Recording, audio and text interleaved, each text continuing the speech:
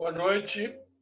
Boa noite. Boa noite, Marcelo. Boa noite a todos que estiverem nos ouvindo.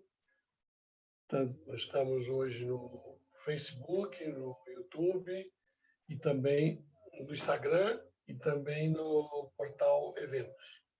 Espero que todos estejam muito bem em suas casas, aproveitando esses momentos de convívio familiar e de aconchego, e que essa live você esteja aproveitando para tomar um vinho, comer um queijinho e ouvir o Marcelo, que tem um currículo sensacional. Vamos ver quem é o nosso entrevistado de hoje. Marcelo Flores. Com mais de 25 anos de experiência em uma trajetória profissional multidisciplinar, Marcelo atuou com os maiores empreendimentos de entretenimento em mega eventos nacionais e internacionais. Com a Business Land, sua atual empresa, está construindo uma das mais relevantes plataformas de negócios de entretenimento, business and branding, integrando os empreendimentos Beach Park, Rio Quente Resort, Costa do Sauípe, Play Center, Family, Grupo One e a Universal Orlando Resorts. No universo de conteúdos de entretenimento, ele é associado da Time for Fun, participando de negociações, planejamento e desenvolvimento de projetos especiais. Além de tudo isso, ainda é professor na pós-graduação da ESPM em cursos de gestão e planejamento de eventos, assim como cursos de entretenimento ao vivo, escola de produtores e gestão de mega eventos. No exterior, atua como professor e embaixador do Campus Experience na Full Sail University, na Flórida.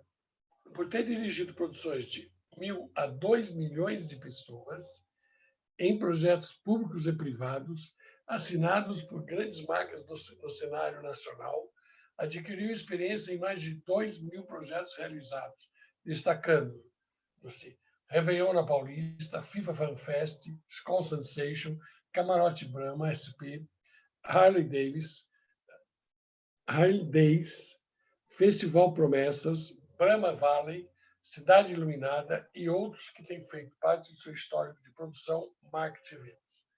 Já foi premiado também como top de marketing, revista Veja como melhor evento, com awards, colunistas, projetos vencedores do Guinness World Records e o mais importante deles, o Prêmio Caio. Viaja pelo mundo conhecendo e aprendendo sobre os bastidores do entretenimento, de parques temáticos, resorts incríveis e espetáculos artísticos e festivais de música. Só isso, Marcelo? Bastante coisa, Só né, amigo? Só dá tempo para tomar uma cerveja? Pois é, sobra, sobra. Afinal de contas, a gente trabalha com eventos e entretenimento, né? Tem que sobrar, tem que sobrar. A gente trabalha numa área que ao mesmo tempo que para nós é super importante ter uma produção extremamente profissional, uma equipe extremamente competente, não tem a menor dúvida que ainda tem que sobrar um tempinho, né, para a gente se divertir. Afinal de contas, a gente trabalha com isso, né, com a diversão de todos. E é disso que a gente vai falar um pouco agora, né? Mas nesse momento em que a gente teve que puxar a tomada. Mas nesse momento aqui, eu já falei bastante coisa de você, mas ainda tenho certeza que ainda faltou coisa que eu esqueci de falar. Fala mais um pouquinho e principalmente fala como é que você conseguiu fazer tudo isso sendo tão moço. Pois é. Não, já tem uma carreira, já tem uma carreira. Mas você sabe, Sérgio, que na verdade eu tive a oportunidade de trabalhar desde estagiário para chegar a ser empreendedor, né? E passei por praticamente todas as áreas, né, que envolvem tanto, né, o negócio de promoções, eventos, né, live marketing, como efetivamente a parte de entretenimento, grandes empreendimentos, né, de entretenimento, parques, resorts e também a questão do entretenimento ao vivo, que é muito grande e muito relevante no mercado nacional. E tudo isso me deu, como eu trabalhei em muitas áreas, me deu muita bagagem para conseguir entender como toda essa estrutura de negócio funciona.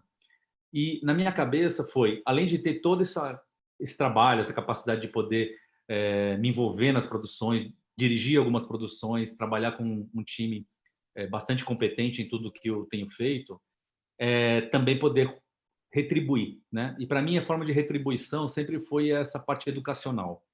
Então, cerca de 5 anos para cá, aproximadamente, eu tenho começado a lecionar em algumas universidades, em especial na ESPM, como você comentou há pouco, né?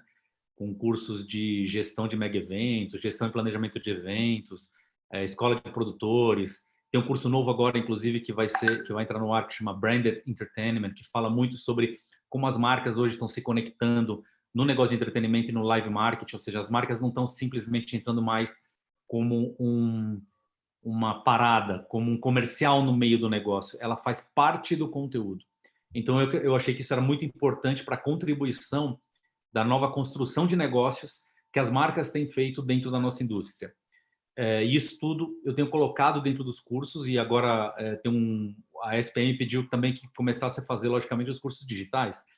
Então, tem vários cursos digitais que vão acontecer a partir de julho e com o objetivo principal, não só de falar de toda a indústria, de falar de planejamento, de falar de eventos, mas falar também de eventos híbridos, né? O que a gente está recebendo hoje com uma escala cada vez maior, porque estão passando por um momento muito especial onde a gente está convivendo cada vez mais com projetos digitais. E por estar em projetos digitais, a gente acredita que a conexão ela vai se formar de projetos reais, mas também de projetos digitais. A gente vai ter duas fontes de receita. A gente vai ter dois tipos de projeto, mas também tem que estruturar de dois tipos diferentes. Muita gente fala, não, bota uma câmera lá e transmite por streaming que está resolvido o problema. Não. São projetos cujo planejamento é totalmente diferente um do outro. E aí, além da SPM, a Full Sail University, que é uma universidade americana, que é considerada uma das maiores universidades de entretenimento dos Estados Unidos. Eu me envolvi em projetos de campus experience, de levar brasileiros para lá, de fazer uma integração, de fazer um mergulho no mercado internacional, que tem uma vertente completamente diferente da nossa, formas de negociar diferentes, mas que tem algumas conexões que fazem muito sentido para quem quer levantar o sarrafo. Eu acredito muito nessa relação de aprendizado constante. Eu sou um eterno estudante, estudo sem parar, entendo muito sobre o que vem por aí, sobre tendências e até para munir de informações que eu utilizo nesses cursos. Mas, independente dos cursos, né, Sérgio, a gente também continua nesse mercado. Afinal de contas, eu sempre digo que depois que você entrou em eventos, você não sai nunca mais, né? Porque ele é um negócio que, né, te expõe e te coloca numa situação de adrenalina extremamente positiva, né? E você participa de um processo que é um estresse para colocar em pé, logicamente com todo o processo de planejamento, profissionalismo, mas você tem aquele momento todo que acontece e depois você tem uma recompensa que é muito positiva e você acaba não conseguindo mais sair dele, né? E foi projetos, por exemplo, que para mim foi um desafio esse ano, que foi iluminar a Ponte Estaiada. A Ponte Estaiada, que é um marco da cidade de São Paulo, no momento de decoração em 2019 para 2020, com patrocínio da Sadia. A gente montou esse projeto em 15 dias e foi realmente um desafio muito grande de montar uma decoração numa estrutura de 138 metros de altura, com vários alpinistas profissionais, né, preparados para poder escalar um negócio desse.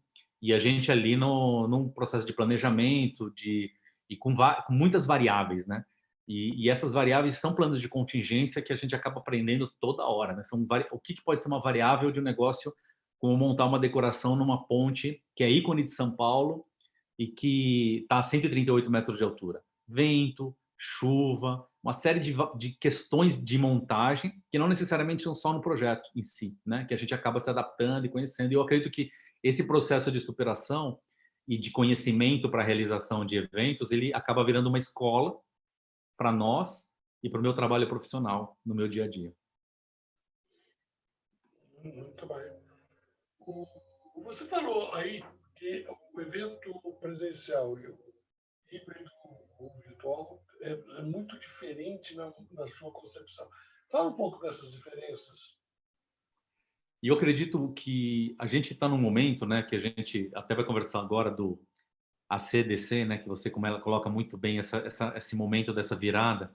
A gente já estava caminhando num processo de crescimento dos projetos digitais. Então não é um negócio que as pessoas, muita gente fala assim, não, esse negócio é agora, porque a gente está no meio da quarentena e a gente não.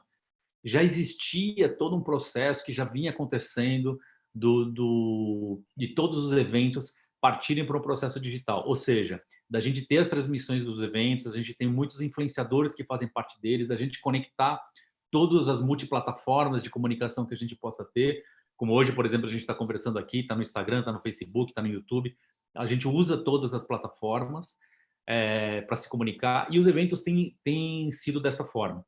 Mas eles têm utilizado muito a questão presencial. Logicamente, porque presencial ela tem os quesitos de atratividade, né? De conexão entre as pessoas, de construção de networking e de carga muito, muito grande em termos de convencimento, dependendo do tipo de projeto, principalmente corporativo, que a gente precisa ter, o ao vivo entrega.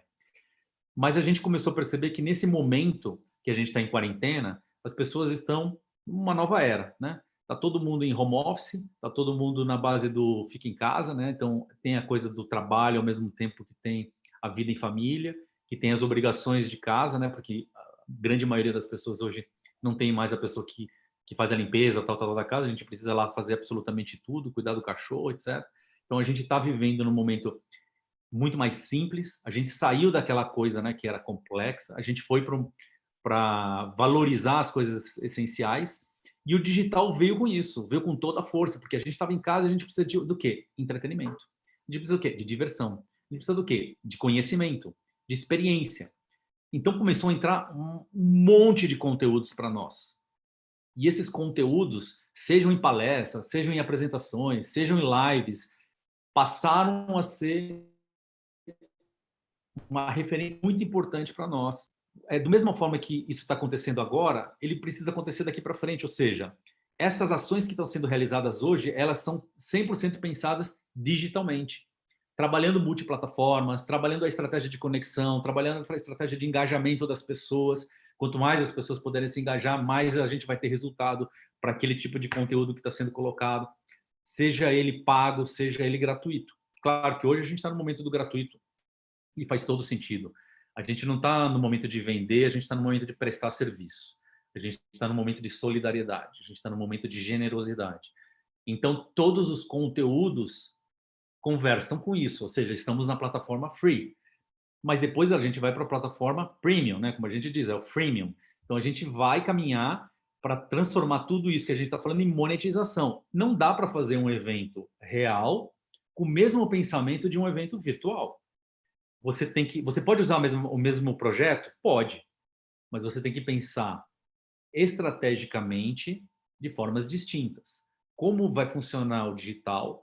Como eu vou conectar as pessoas no digital? Como eu vou influenciar essas pessoas no digital? Como elas vão responder para o que eu quero no digital? Da mesma forma que no real, eu vou ter que ter toda aquela carga que a gente já está acostumado a fazer nas nossas produções, sejam corporativas, seja no entretenimento. E eu acredito que isso é muito importante, ter este trabalho dividido e não achando que é simplesmente conectar e botar uma câmera que o teu evento já é digital. A gente precisa partir para este pressuposto nesse momento que a gente está vivendo das duas eras. Muito bom, muito bom. A experiência do Marcelo aí, mostrando aí ao vivo e a cores para YouTube, Facebook, Instagram e Portal Eventos. Aliás, vou citar aqui, entre outros que já estão, aos pouquinhos eu vou citando alguns que estão nos assistindo: Mônica Bandeira, do Safra, Elza Tsumori, Margarete Giovanetti, da GAMI, Gaspar Brandão, ex-diretor da Ampro. Agradeço a todos vocês e mais os demais. E mandem perguntas através dos chats dos seus canais, que nós vamos fazer aqui ao vivo com o Marcelo. O Marcelo vai responder as perguntas que vierem através do chat de vocês, que a gente agradece muito.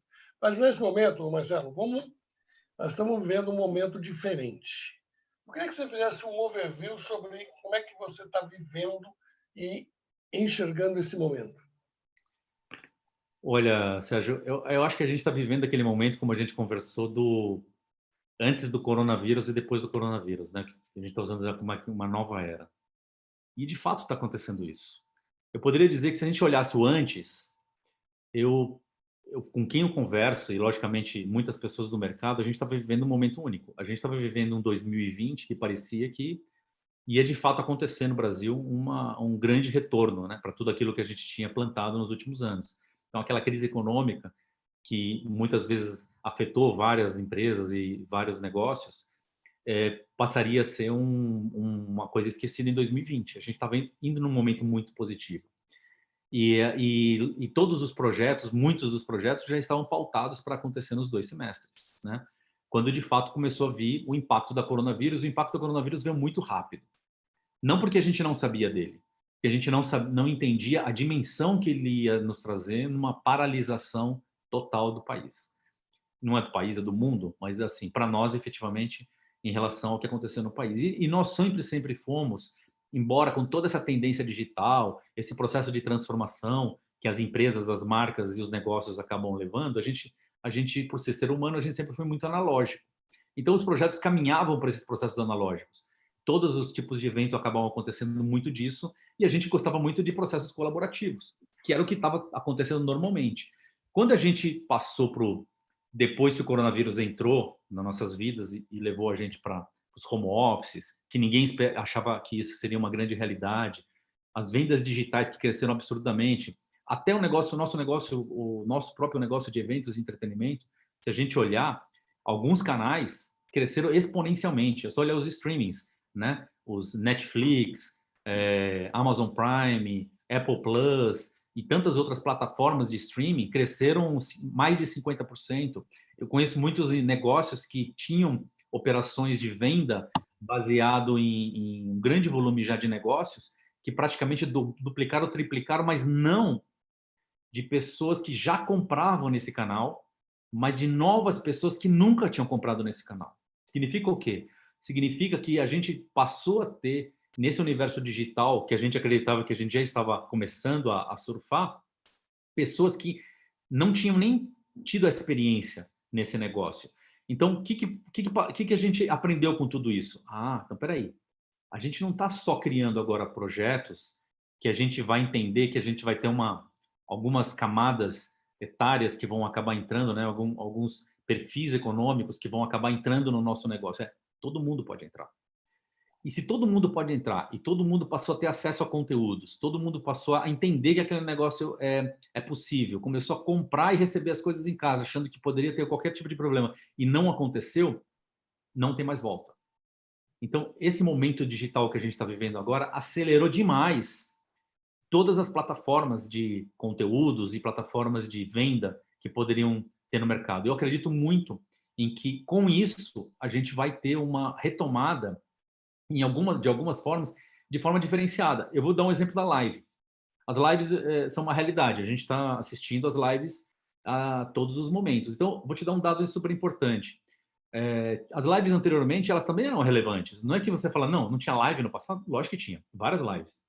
Mas você tinha lives como, por exemplo, grandes artistas internacionais americanos. Beyoncé, por exemplo, no Coachella, ela levou cerca de 600 mil pessoas, 700 mil pessoas na live dela, ao vivo. A gente está falando de um sertanejo que há 2 semanas atrás fez 3 milhões e 200 mil pessoas, Jorge Mateus. Então, a gente passou a ter um cenário completamente diferente e mais, as marcas começaram a ativar muito mais nessa relação. Claro que tem a questão da solidariedade. Então, tem a questão da doação, da contrapartida das marcas em relação à questão da saúde das pessoas, o que é extremamente importante nesse momento que a gente está vivendo. Afinal de contas, a gente precisa disso. Mas, ao mesmo tempo, passou a ter também um grande recado, que é o recado das marcas poderem se conectar numa plataforma de milhares de pessoas. Imagina só, Sérgio, se as pessoas passassem a pagar R$1, cada um que entrasse nessa live do Jorge Mateus pagasse R$1 para assistir o Jorge Mateus. Ele teria uma receita de 3 milhões e 200 mil reais. Uma receita adicional ao show físico dele, que poderia estar acontecendo no Allianz Parque, por exemplo, para 40 mil pessoas, que estariam pagando um ticket médio, sei lá, de R$200, e que provavelmente, além de pagar o show e gerar uma receita, ainda geraram um adicional baseado numa live. Então, o que eu acredito? Que a gente, com esse processo de aceleração, a gente aprendeu que isso é possível, sem antes a gente ter a necessidade de ficar testando no erro. E agora isso vai ser um próximo passo. Então, todos os projetos, na minha opinião, do entretenimento ao vivo vão ter a capacidade hoje de gerar um conteúdo que pode ser monetizado ou não. Mas pode ser, às vezes você fala, não, mas o conteúdo é gratuito. Tá bom, mas o patrocinador paga para o artista ou para a empresa, a promotora que está fazendo a live, o produtor que está fazendo a live, ele está ganhando dinheiro através de um patrocinador, distribui gratuitamente para o público, não tem problema. As pessoas não necessariamente precisam pagar por isso, mas existe uma geração de caixa. E eu acredito que tudo isso passou a trazer para a gente algumas verdades e que não vão acabar depois da quarentena. E eu acredito muito também que isso vai refletir nos eventos corporativos, né? Eventos corporativos que conseguem ter um alcance muito maior. Então, o evento corporativo que precisava pagar para ter muitas pessoas presentes num determinado momento, provavelmente vai ter ali alguns líderes ali e provavelmente vai transmitir o resto ao vivo, porque sabe que tem engajamento, etc., mas vai ter que ter uma estrutura pensada diferente. Então, é o conceito dos eventos híbridos, do real e do virtual, conectado num único universo. Todo mundo vai ganhar. A marca vai ganhar, quem está promovendo vai ganhar, porque vai estar produzindo mais e vai estar engajando mais, e as pessoas vão ganhar mais, porque antes podia ir 5.000 pessoas, agora podem ir 50.000 pessoas naquele mesmo conteúdo. Eu acredito que tudo isso vai ter uma mudança forte no nosso mercado e que isso vai traduzir na sequência do tudo que voltar ao novo normal. Que nós não vamos voltar para o que era antes. Agora também a gente não vai abandonar 100% do que era antes. O que muita gente fala, não, esquece. Não. A gente vai ter o que era antes, acelerado com processos digitais, acelerado com processos de inteligência e com mudanças, né? Mas é porque nesse exato momento a gente só está vivendo o essencial. A gente só vive o essencial.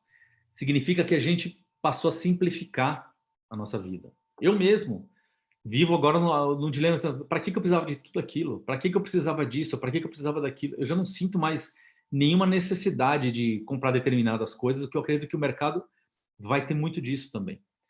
E esse processo de simplificar as coisas e da gente trabalhar, de a gente viver no essencial, também vai ser um comportamento que vai impactar diretamente no nosso negócio. No entretenimento, nas ofertas, em tudo aquilo que a gente pode fazer, mesmo que sejam sonhos que a gente tenha de viajar, seja no Brasil, seja fora do Brasil, a gente tem uma conexão que vai mudar, porque o nosso comportamento vai mudar, nosso, do Brasil e do planeta inteiro. Eu acredito muito nessa necessidade que a gente vai ter de se reajustar para todo esse negócio. É isso que você estava comentando. Agora há pouco eu estava conversando com a Leila e com o Ricardo Bueno, que vão fazer a live de amanhã, e eles mostraram o pôr do sol da casa deles aí em São Bernardo.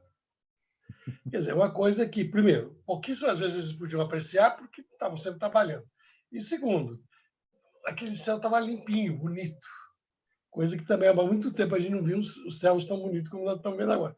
Até uma estrela a gente conseguiu ver no céu. Quer ver? São Paulo você pode nem visto. Aliás, convido todos que estão assistindo para assistir a live amanhã da Leila e do Ricardo Bueno. Aliás, não preciso nem convidar a Ana, minha cunhada, porque ela está em todas, minha cunhada lá de Dourados, ela está em todas as nossas lives, pelo menos a audiência da família está garantida.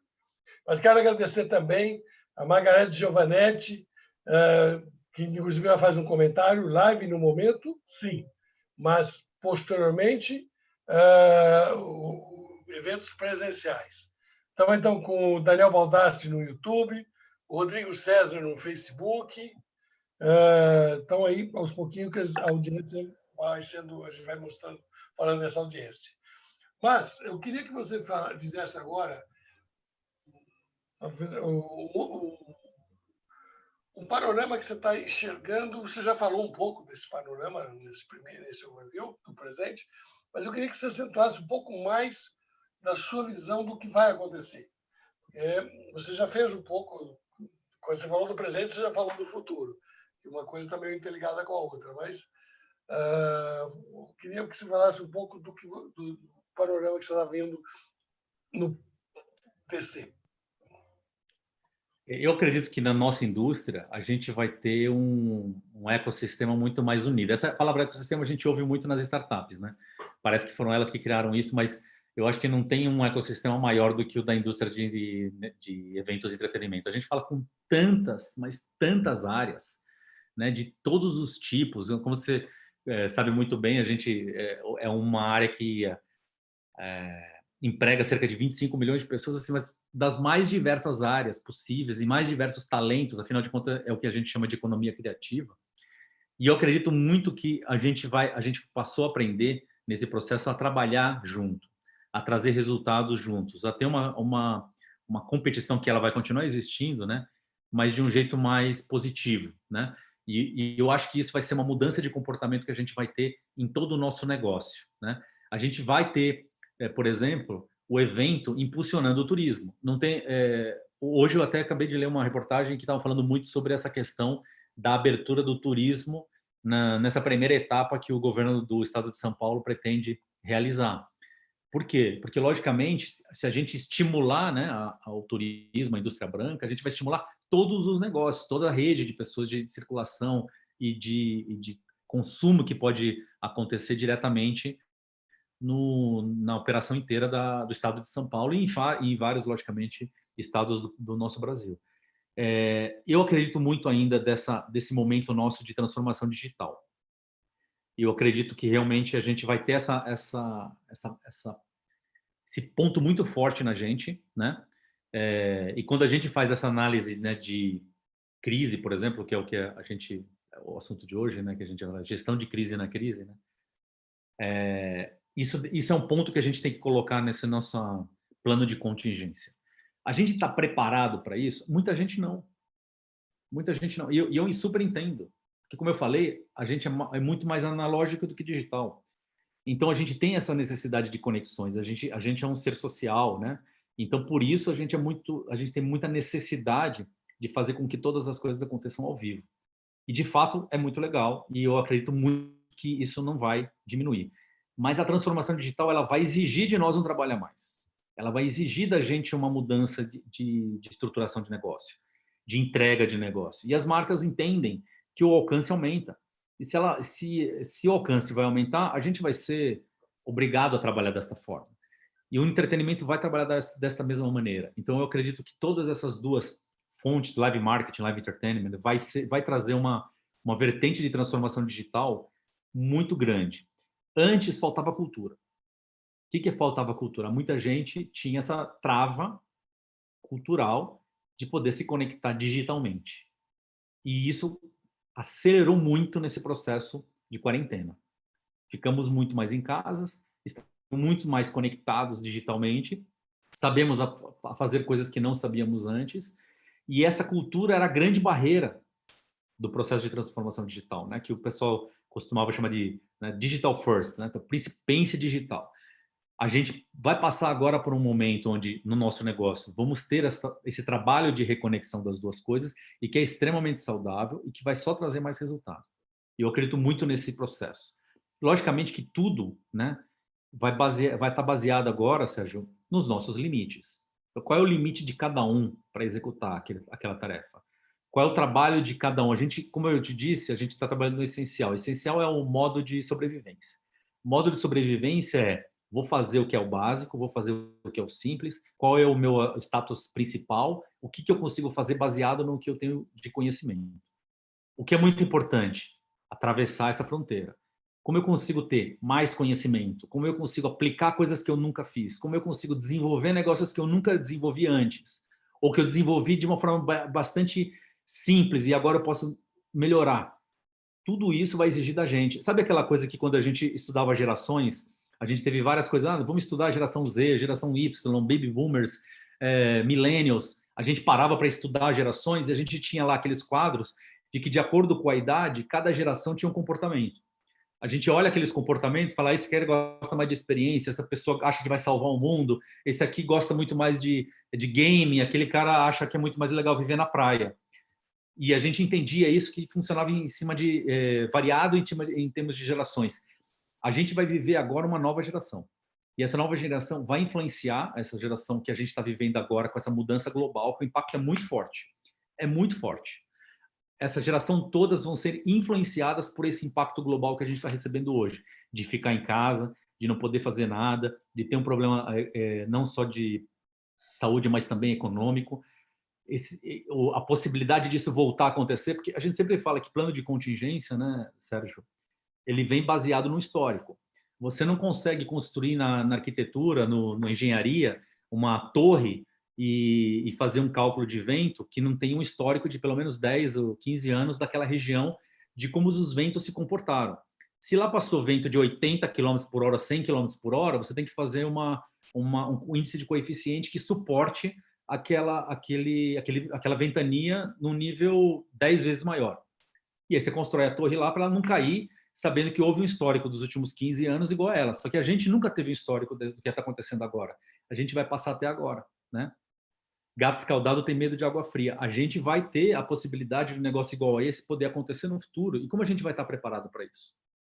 Eu tenho certeza que eu, como minha empresa, assim como outras pessoas que estão aqui nos ouvindo e que têm as suas próprias empresas, elas vão pensar nisso. Elas podem pensar o seguinte: caramba, eu gastei fazendo investimentos em A, B, C no ano passado, seja o que for, para minha companhia, para minha empresa, comprei tal, ativos, etc. E agora estou numa situação onde economicamente provavelmente não esteja tão equilibrado. E eu poderia ter uma receita no meu caixa agora que estaria me ajudando a manter, sei lá, 6 meses, 4 meses. Quem não tem uma situação que nem essa, a partir de hoje, depois que voltar e retomar, vai, na cabeça dela, peraí, eu vou guardar meu dinheirinho lá 6 meses, vai que acontece um negócio desse de novo. Então a gente vai se preparar para esse processo cada vez mais. E o digital veio nesse momento, trazendo para a gente a relevância e a importância disso. Não que ele sempre existiu. Ele estava crescendo, ele sempre estava crescendo. Para você ter uma ideia, Sérgio, há 2 dias atrás, o Travis Scott fez uma live num game, vou lembrar o nome aqui do game, eu já vou lembrar. Fortnite. Ele fez uma live no Fortnite. Sabe quantas pessoas assistiram simultaneamente? 12 milhões de pessoas. 12 milhões de pessoas assistiram simultaneamente. Não é que assistiu depois, vídeo, não. Simultaneamente. 12 milhões de pessoas assistiram o show do Travis Scott dentro de um game chamado Fortnite, que é 100% conectado entre todo mundo. Meu filho, por exemplo, assistiu, me chamou, fiquei assistindo lá, bizarro. Não foi criado um negócio, ele gigante e tal, o negócio, vale, quem estiver aqui, vale a pena.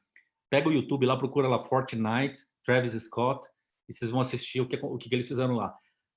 A indústria de game, ela já está muito além da nossa capacidade de processos criativos na nossa indústria habitual de live marketing. Mas eu acredito que a gente agora tem como pensar nessa acessibilidade e começar a trabalhar esses processos transformacionais. Esse processo do que está acontecendo agora é uma realidade. E as marcas gostam disso tipo de coisa. As marcas gostam de ser ativadas dentro desses conteúdos. Conteúdos que são relevantes e que as pessoas querem viver e querem conviver. Afinal de contas, é entretenimento, é diversão, é eventos, é o que a gente gosta. Marcelo, quando eu estava lendo o teu currículo, pessoal, eu vi lá eventos de 1 milhão de pessoas, eventos de grande porte, Scope Sensation, etc. Eu fiquei aqui. Quando é que nós vamos ter oportunidade de ver ao vivo eventos dessa magnitude de novo? Tua bola de cristal está bem ilustradinha aí? Oi? A tua bola de cristal, como é que ela está? Não, a bola de cristal aí não funciona, não. Ela está bem nublada ultimamente, né? Senão a gente já estava numa outra situação, mas assim... Não, o que eu acho importante, logicamente, tirando as brincadeiras, é ter algum tipo de previsibilidade. Mas a previsibilidade, ela é 100% estudo, tá, Sérgio? Eu não sou o cara que, deixa eu ver para onde o vento tá girando aqui, vou apostar nele. Eu sou um cara que, ao contrário, eu fico estudando, pego muito dado daqui do Brasil, de fora do Brasil, o que está acontecendo. Existem algumas coisas interessantes, por exemplo, na China, que já praticamente está voltando para tudo. O consumo passou a ser muito maior do que eles tinham como expectativa, principalmente na abertura, etc. Então, eu acho que assim, a gente pode ter algumas boas surpresas e eu acredito que a gente vai viver um processo agora que tem que passar obrigatoriamente, né, com uma avaliação de risco. obrigatoriamente. Tudo está 100% baseado em avaliação de risco.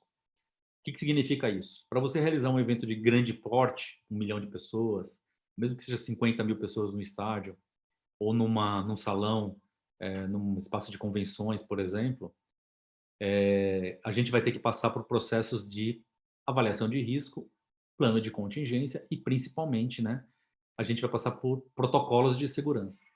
O que são esses protocolos de segurança? Provavelmente não só o governo, mas também as associações vão começar a se unir para criar essas definições. Vou te dar um exemplo.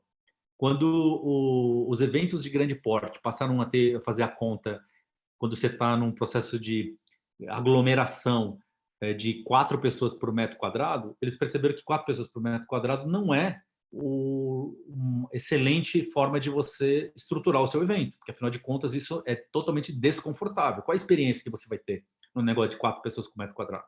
Né? Esmagado ali na frente. Então, o protocolo foi: os eventos têm que ter uma área delimitada de 2,5 pessoas por metro quadrado.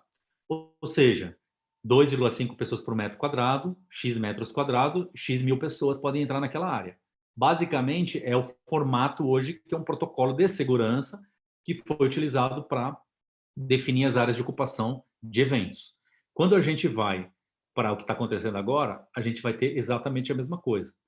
Qual é a distância que as pessoas têm que ter? As pessoas vão ter que usar máscara, as pessoas não, vão ter que ter álcool gel, vai ter que ter um túnel que vai fazer inclusive esses túneis já existem, já estão funcionando. São túneis que fazem uma espécie de limpeza completa, né? Corpo, roupa, descontaminação. Oi? Descontaminação. Descontaminação, exato. Para poder acessar determinados lugares, provavelmente sim.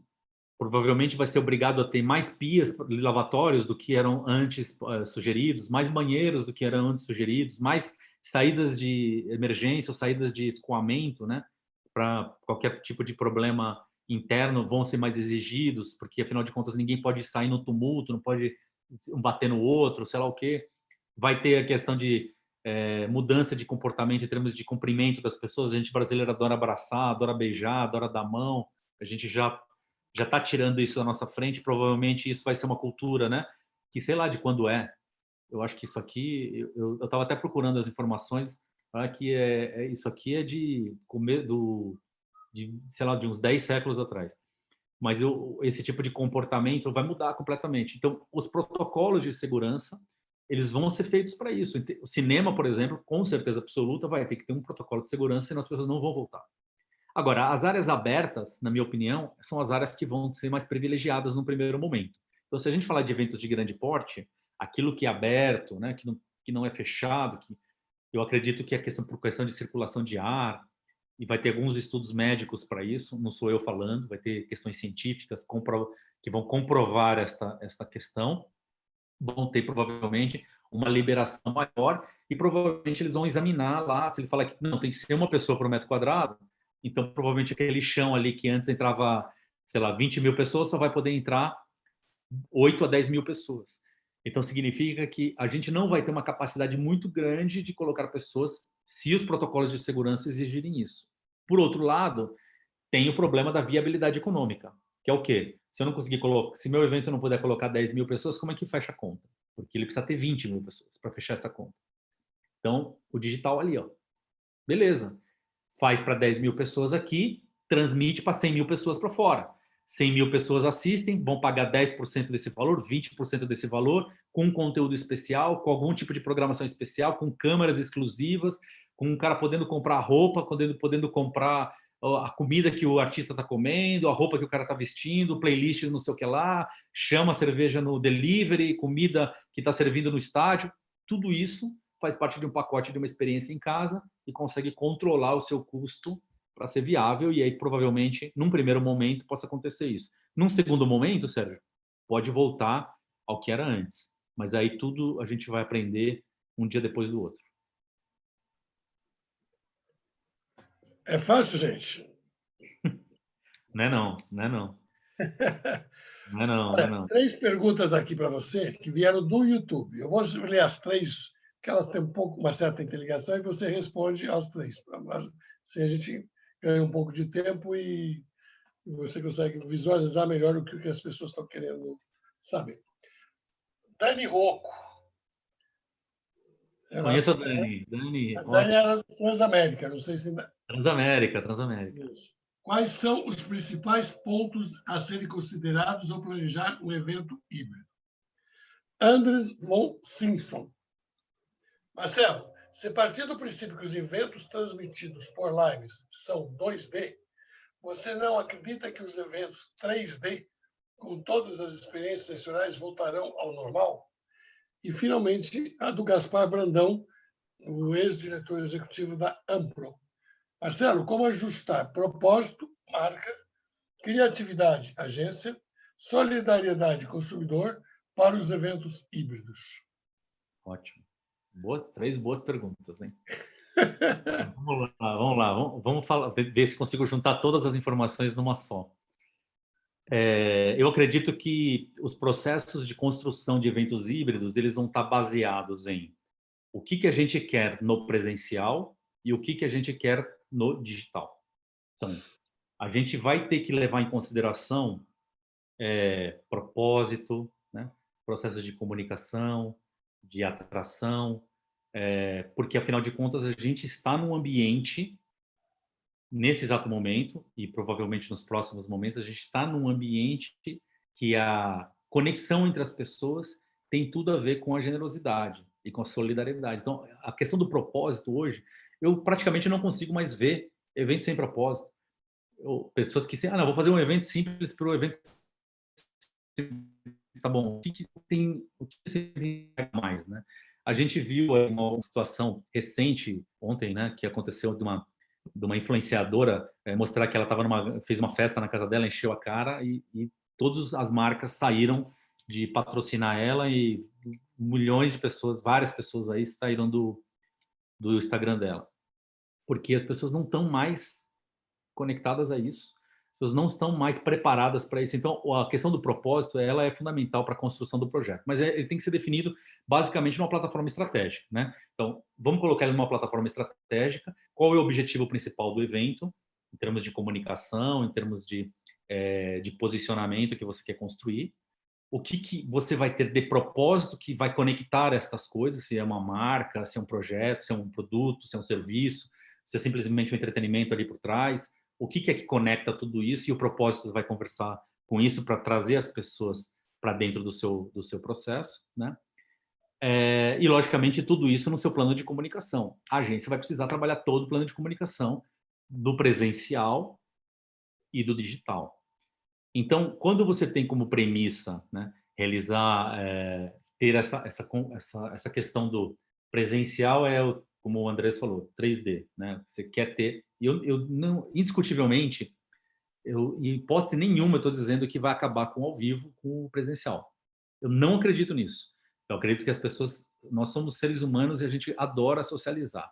A gente precisa conviver com as pessoas. A gente já sabe disso, afinal de contas, a gente está aqui em quarentena e ninguém não vê a hora de poder encontrar com os amigos e com os familiares que não estão na sua própria residência para abraçar, para beijar, para se confraternizar, para tudo mais. Inclusive, teve uma pesquisa que saiu, Sérgio, recentemente, que fala sobre isso.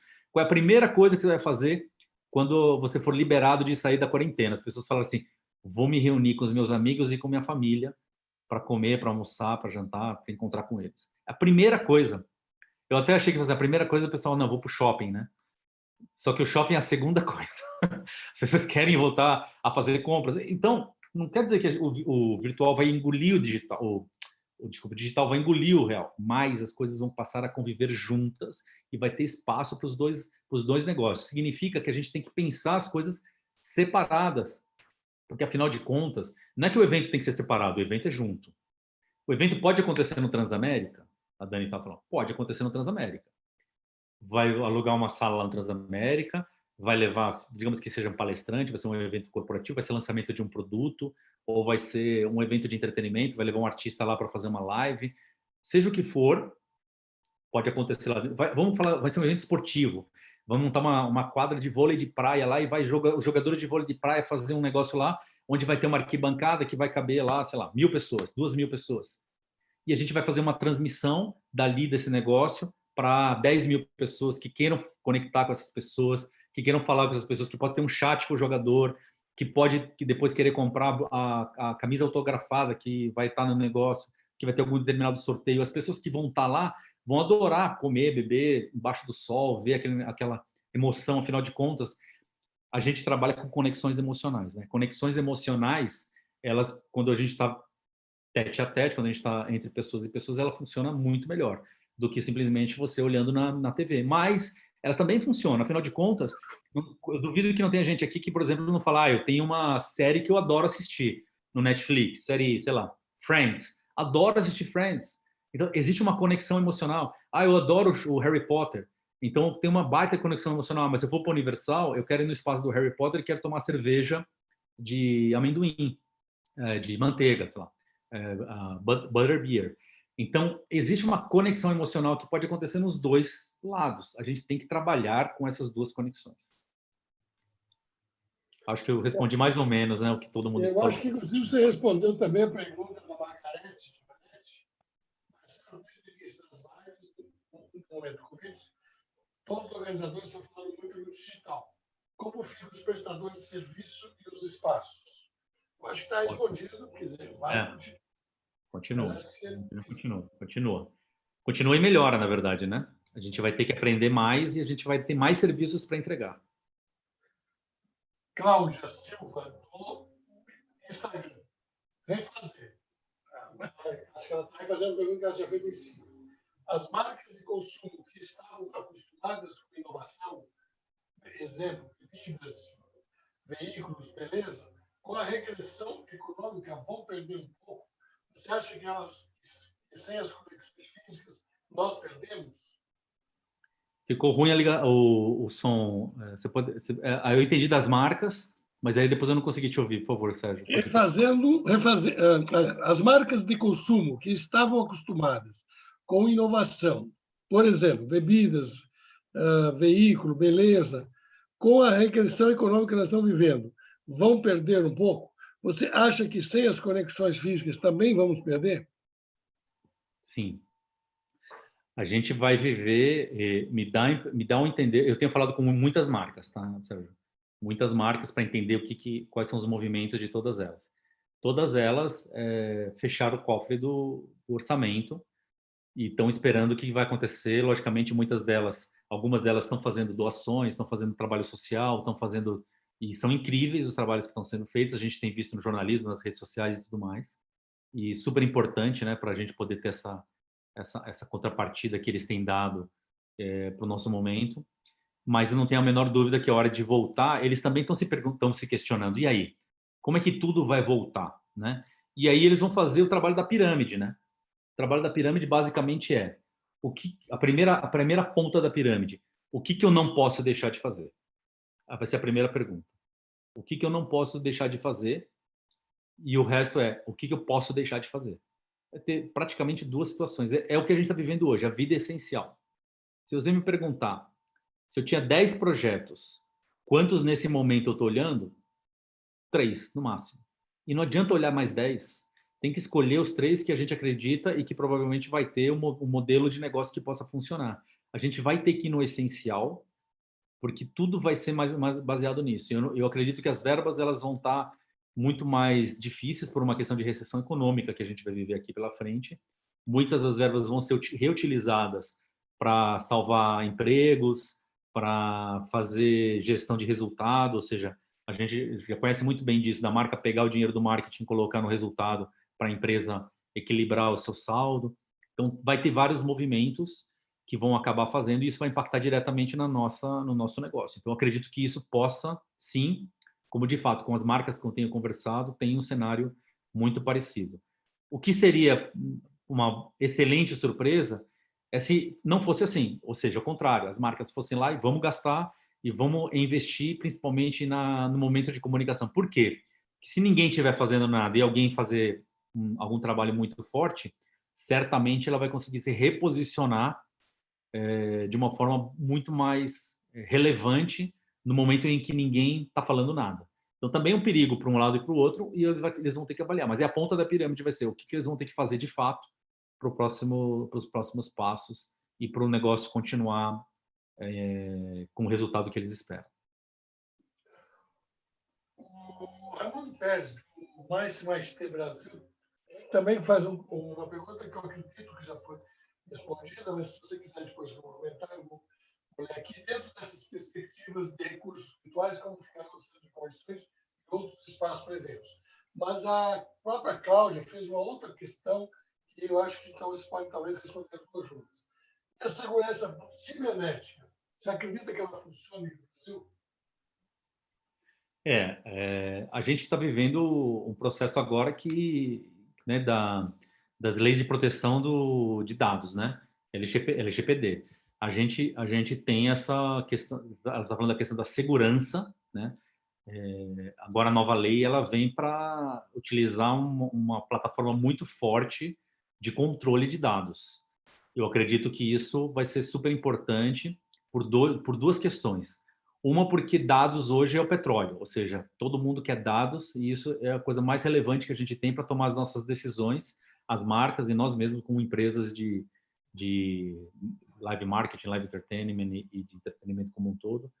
Precisamos saber, a gente quer ter informação sobre as pessoas, sobre a forma de consumo, quem são elas, o que elas querem e assim por diante. Então, essa lei vem para fazer um processo de proteção e para que a gente consiga ter alguns parâmetros do que a gente vai ter de informação e do que cada consumidor vai autorizar, né? Porque se ele não autorizar, a gente não vai ter nada. Essa é a primeira coisa. A segunda, Sérgio, é o movimento do 5G. O movimento do 5G, que é um movimento que já começou lá nos Estados Unidos e agora certamente parou por a questão do coronavírus, mas que ele é extremamente relevante. É extremamente relevante. As experiências que a gente vai ter no nosso negócio de live marketing e de live entertainment com o 5G vão ser completamente novas. E eu acredito muito em plataformas que a gente vai poder trabalhar online, ou seja, o digital, até as pessoas que forem presenciais vão conseguir ter uma conexão digital em tempo real, coisa que a gente não consegue. A gente vai lá num evento, vai no Lollapalooza com 100 mil pessoas e tenta lá baixar um conteúdo, subir um conteúdo com 100 mil pessoas ali simultaneamente. Não tem banda que faz esse negócio resolver, né? A gente já tentou, a gente sabe muito bem disso. Agora, com 5G, isso vai ser tempo real. Você vai baixar conteúdo, receber informação, trabalhar com realidade virtual, trabalhar com realidade aumentada, fazer ativações das marcas, inclusive online, em VR, se for o caso. A gente vai conseguir ter coisas completamente diferentes. E se a gente tiver essa conexão de proteção de dados muito bem resolvida, a gente vai conseguir trabalhar, logicamente, com as informações que toda marca e todas as pessoas desejam, que é os algoritmos. Ou seja, a gente vai poder trabalhar com os algoritmos das pessoas dentro daquele ambiente. Então, imagina só que a gente vai entrar num show, o show vai fazer uma leitura facial, o Marcelo está chegando lá, ele vai fazer o reconhecimento, ele vai ver que eu estou chegando numa câmera, ele vai passar essa informação, se eu dei a informação, se eu dei o direito da empresa ter as minhas informações naquele momento, ele pode traquear com o meu Spotify, ele pode entender que no Spotify eu gosto de música A, B e C, e o artista que está lá vai começar a tocar música A, B e C, porque a média de todo mundo são as mesmas médias que eu gosto. De repente o show fica um baita show incrível. Eu, caramba, como o cara sabia tocou só as músicas que eu gosto? Porque ele sabe. Eu acredito muito numa conexão positiva desses dois caminhos, né? Que a gente possa ter. Mas com a proteção, ela é fundamental, porque afinal de contas, né, cada um quer ter a sua informação resguardada e a gente teve muitos problemas em relação a isso, a gente sabe, né? Então agora essa lei eu acredito que ela pode ajudar bastante a balancear essa relação e nos ajudar a poder inovar com segurança. Tá sem áudio, Sérgio. Áudio. O sentido, acho, da pergunta dela também, pelo menos a minha inquietação também, é se a segurança cibernética vai ajudar a enfrentar a pandemia, isso, acho que também nesse sentido. Sim, nesse sentido também faz bastante sentido. E principalmente, né, processo de inteligência artificial, eles já estão desenvolvendo várias coisas nesse sentido. A gente vê o governo Dória, por exemplo, fazendo toda a monitoração através dos celulares, né? Perfeito, perfeito. Mas vamos voltar um pouco para o nosso roteiro, que a gente já foi Vamos, atender as perguntas, vamos voltar para o nosso roteiro. Queria que vamos você falasse um voltar. pouco como é que, nesse momento, depois de tudo isso que você falou aqui, e respondendo as perguntas, etc., como é que se faz uma gestão de crise? Você acha que com esses eventos que você já fez, você deve ter muita experiência de gestão de crise. Mas acho que É, crise como essa, acho que não, né? não, não, ninguém, né? Ninguém, né, Sérgio? Ninguém. Ninguém, né? Ninguém que esteja vivo, pelo menos, porque eu acho que na época lá da gripe espanhola, né, deve ter sido uma coisa muito parecida, né, que morreram um milhão de pessoas. Eu É, acredito eu, que seja eu até muito próximo. nas minhas palestras eu comento que nós estamos vivendo hoje um momento muito similar exatamente àquela, porque naquele momento você tinha a Primeira Guerra Mundial, a Revolução Russa e a gripe espanhola, tudo acontecendo ao mesmo tempo. Quer dizer, mudou o mundo. Aquela lá também mudou. Mudou o mundo, mudou o mundo. Eletrodoméstico, a gente sabe o que apareceu de coisas, né, de tecnologias, do que facilitam a nossa vida depois disso. E eu acredito que também vai acontecer exatamente a mesma coisa agora. A gente vai ter um monte de coisas que vão ser repensadas, ainda mais porque a gente tem tecnologia na nossa mão, né? Mas voltando ao nosso assunto,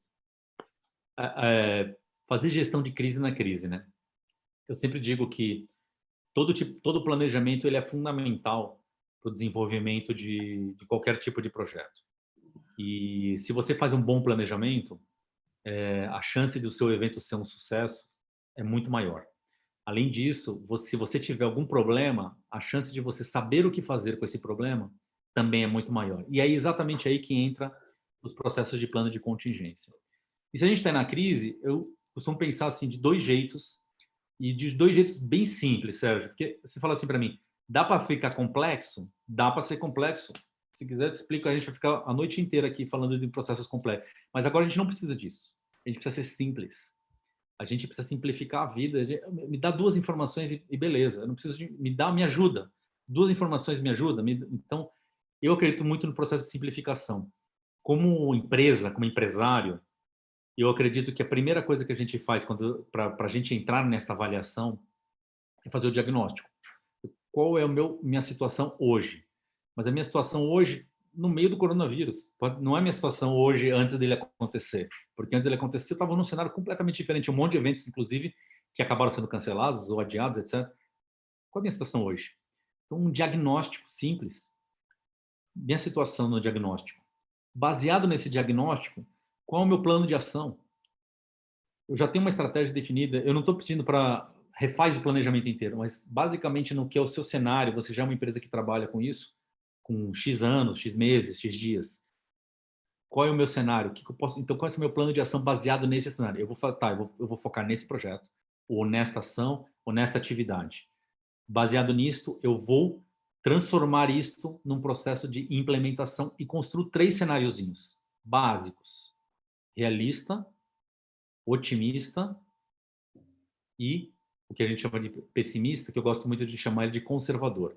Não gosto de usar a palavra pessimista para nada. Eu sou um cara otimista por natureza, não gosto de usar a questão pessimista, mas realista, né, conservador e otimista. 3 cenários, baseado no trabalho que você definiu.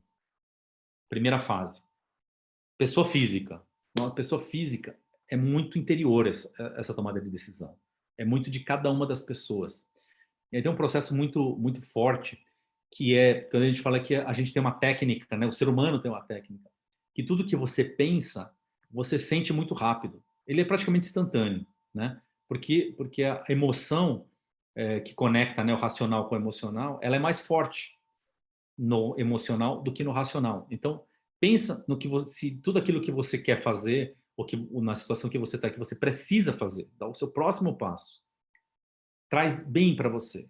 Então você sente aqui dentro, você fala, putz, se eu fizer isso, na hora você fala, nossa, é legal. Você sentiu isso no teu corpo, sentiu isso no teu coração. Plano de ação. Você vai trazer um resultado. Isso vai fazer muito bem para você, na física, na jurídica. Agora, a gente tem muita gente que a gente fala, não pode, muitas pessoas falam para mim, Marcelo, a gente não pode desperdiçar uma crise. Aliás, a gente nunca precisaria de uma crise para ter que nos reinventar, mas é um momento que a gente tem um impacto tão grande que a gente é obrigado a fazer, não é opcional, é obrigado. E eu acredito que nesse processo de plano de contingência, uma das coisas que a gente mais precisa usar é inteligência emocional. Então, quando a gente tem um impacto, e eu já tive vários eventos, eu vou dar alguns cases, alguns exemplos agora, quando a gente terminar aqui, mas a inteligência emocional é aquela que mais a gente precisa. Mas você fala assim, mas eu não, nem sei o que é inteligência emocional, me explica melhor aqui. Não, processos onde você consegue controlar toda a situação. E eu sempre acho que tem técnica para tudo isso. Só que, de novo, do mesmo jeito que eu expliquei para você a questão da pessoa física, do que fazer, né? Pensar, sentir e executar, para você construir a inteligência emocional, você traz o quê? O equilíbrio racional. Equilíbrio racional, aí você volta para a cabeça e fala, peraí, é racional, não tem emoção nisso. O que eu preciso para fazer o racional? Então, eu vou dar uma técnica para vocês entenderem. Para construir plano de contingência. Faz um gráfico, gráficozinho, ó, aquele gráfico, uma linha, duas linhas, bem simples. De um lado você coloca impacto e outro você coloca possibilidade. Impacto e possibilidade.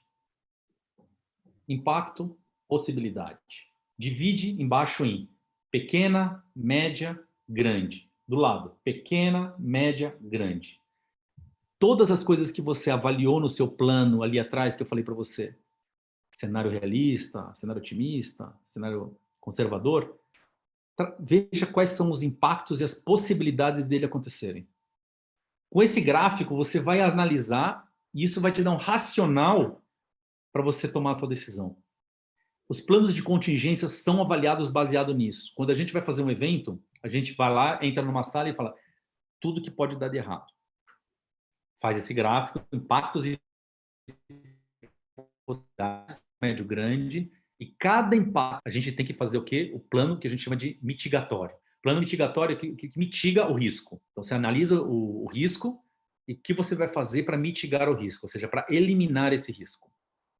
Mesmo que ele não aconteça, porque você está analisando ele por possibilidades. A segunda coisa, Sérgio, é um gráfico sobre stakeholders.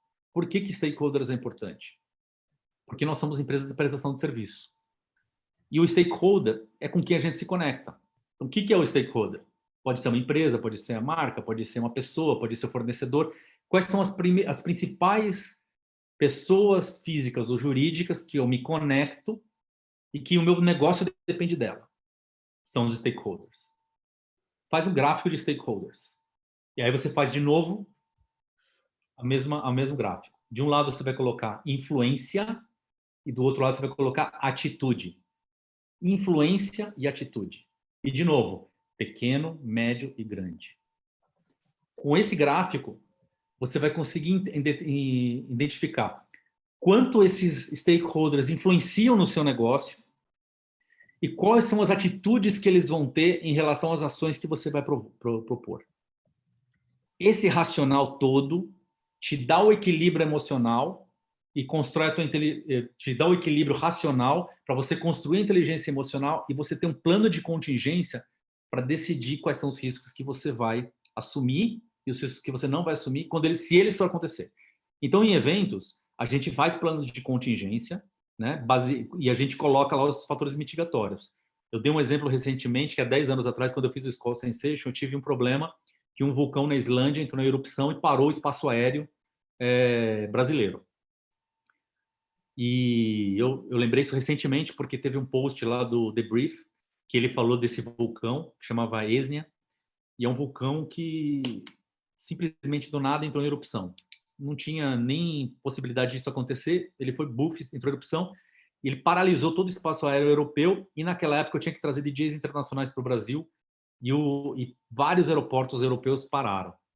Nessa hora, se você me perguntar, no teu plano de contingência estava escrito lá que um vulcão vai entrar em erupção, eu duvido se alguém aqui faz um plano de contingência achando que vai ter um vulcão entrando em erupção e que por isso o evento pode ser cancelado. O que a gente teve em consideração é quais são os problemas aéreos, por exemplo, se um artista perdeu o voo, como é que a gente pode fazer com que haja outro artista A, B ou C. Então, tinha várias situações de planos de contingência. A gente tinha um mapa. Baseado nesse mapa e baseado no cenário, a gente juntou toda a equipe da organização e nossos parceiros internacionais e começou a fazer uma avaliação geográfica da Europa, quais são os aeroportos que estavam abertos e como as pessoas poderiam chegar nesses aeroportos abertos sem ter que pegar nenhum avião. E aí foi de trens de alta velocidade, Ferrari em autobahn, foi de tudo para a gente conseguir trazer e teve que pegar voos fora de escala, fazendo caminhos alternativos para conseguir chegar no Brasil e o evento ser realizado. Aí a pergunta é, peraí, mas custou uma fortuna. Eu tive que pegar outro avião, eu tive que transferir pessoas de uma outra cidade para outra, etc. É verdade. Por isso que no plano de contingência tinha um seguro, né, de no-show, que é um perfume de não performance do evento. Se o evento não acontecesse, o seguro pagaria um valor gigante, porque afinal de contas era um evento com alto custo. E logicamente o seguro faz o quê numa situação dessa? Qualquer coisa para não ter que cancelar o evento.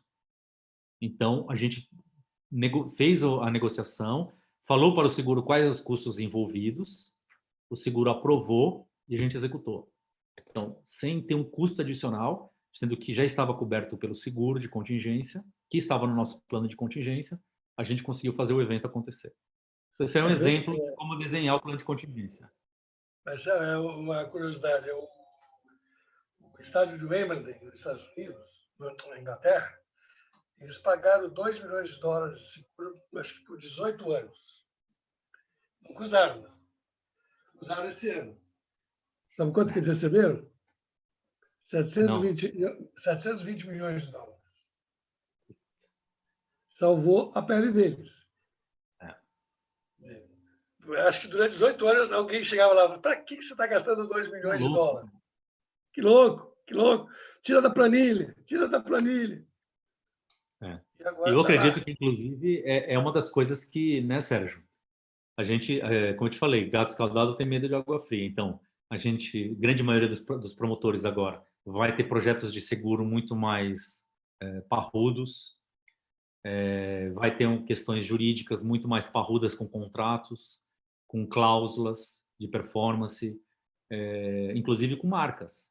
Imagina uma marca que, sei lá, não é o meu caso, mas deve ter o caso de muita gente, que estava fazendo um evento lá importante, grande, de, sei lá, um congresso, uma convenção, seja o que for, e por causa de tudo isso ela cancelou. Ela cancelou porque ela não vai poder fazer o evento, mas a produtora que estava lá, que se comprometeu, que o orçamento dela está tudo baseado num negócio desse e tal, virou zero. Uma situação, ou tem que pagar alguma coisa.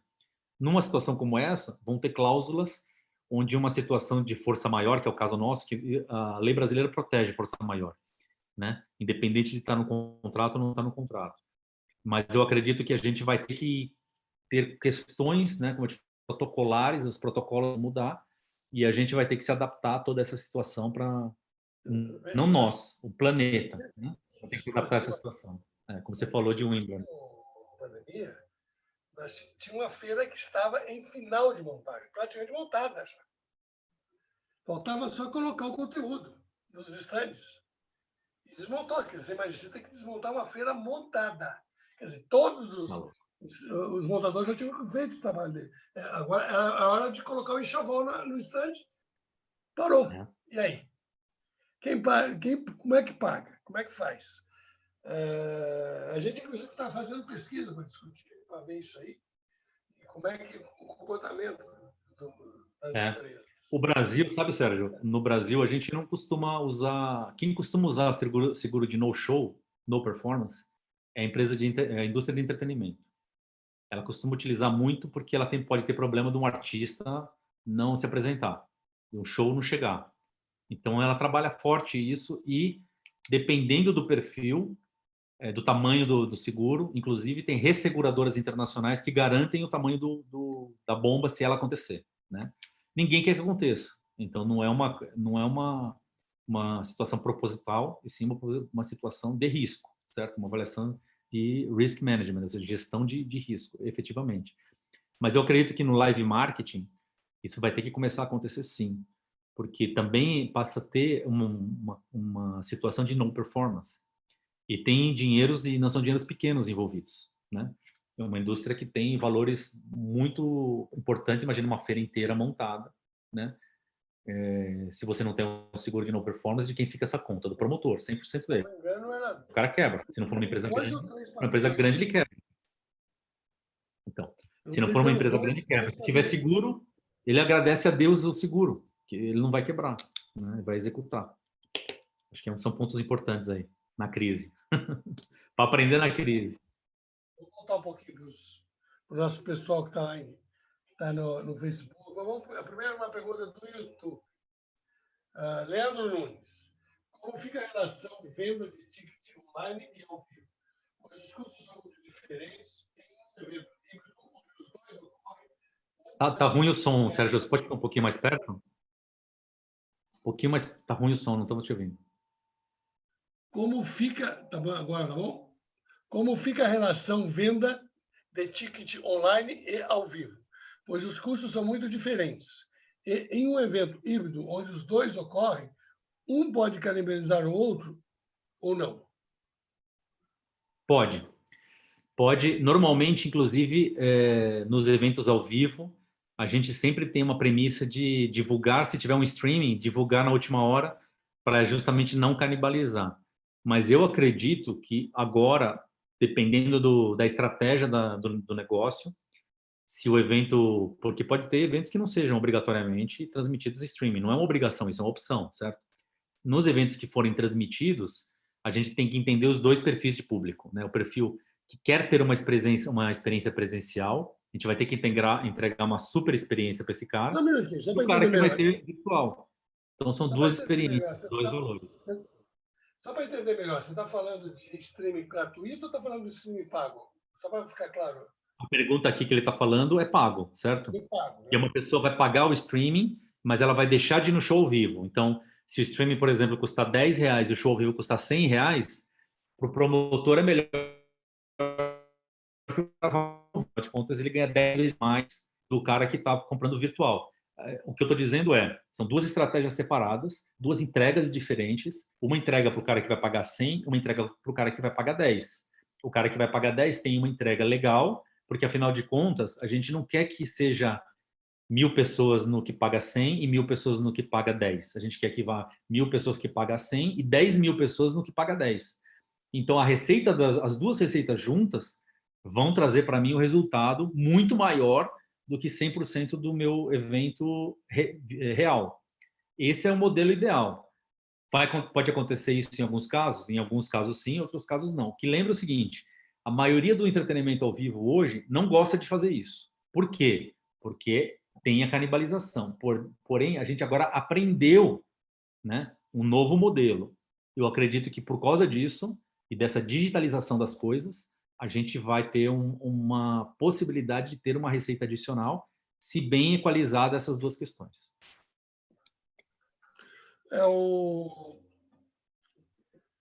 Inclusive, tem um. Vou pegar mais outra pergunta aqui. No Facebook agora.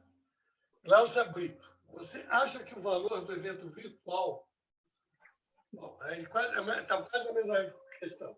Deve ser muito menor que o real, que o físico? Se sim, por quê? E aí vem uma outra pergunta, também um pouco na linha. Mas isso não vai ganhar tempo.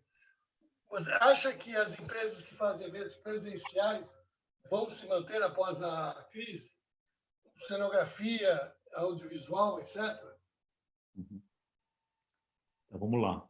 As duas perguntas. Eu acho que tem que ter uma diferenciação. Sim, afinal de contas, você constrói a tua estrutura de valor de tickets baseado em experiência. Então, se eu comprar um camarote na frente do artista, tomando champanhe, na frente dele, grudado nele, ouvindo a respiração do artista, eu pago mais caro. Eu vou numa pista premium, eu pago mais caro. Se eu for na arquibancada, eu pago mais barato. Eu quase não consigo. Eu fui no show do YouTube, eu fui num camarote que estava do lado oposto, né, do estádio, e eu estava me lembrando numa situação de arquibancada. Por quê? Porque eu não via o artista, zero. E lá no caso do último show do YouTube, não tinha inclusive nem a projeção do artista no telão, eram imagens. Então, eu não via o artista. Agora, quem estava na pista premium, que pagou muito mais caro para estar lá, via o artista. Então, os tickets, o tipo de ingresso, ele é baseado 100% em experiência. Uma mesa com comida e bebida à vontade custa mais caro do que um lugar em pé lá no fundão. Então, é a mesma situação do digital. A gente vai estar em casa. A gente não está nem perto do artista. A gente pode estar perto do artista na televisão, mas a gente não toca nele, a gente não vai ver, a gente não tem essa sensação de público, a gente está num momento completamente diferente. Então, a entrega é diferente. Por ser uma entrega diferente, ela tem que ter um valor menor. Agora, tá aí um grande desafio, a gente saber construir esse número muito bem, porque até hoje não foi. Basicamente, a maioria dos streamings são gratuitos, porque os patrocinadores pagam essa conta. Eles querem que 1 milhão de pessoas assista aquilo que ele está fazendo ali na casa do cara, ele também quer que veja. Então, as marcas acabam patrocinando essa conta, na grande maioria. Se a gente vai ter oportunidade de assistir em casa, como a gente vai monetizar isso, depende da experiência que a gente vai entregar e a quantidade de acesso e interatividade disso. Então, vai ser uma monetização diferenciada, na minha opinião. Agora, pode acontecer ou pode não acontecer. Não é uma obrigação, é uma oportunidade. Marcelo, normalmente, quando uma marca patrocina um evento, principalmente quando é corporativo, ela está fazendo isso porque ela pretende atingir um determinado público. Às vezes, determinadas pessoas até, um público determinado.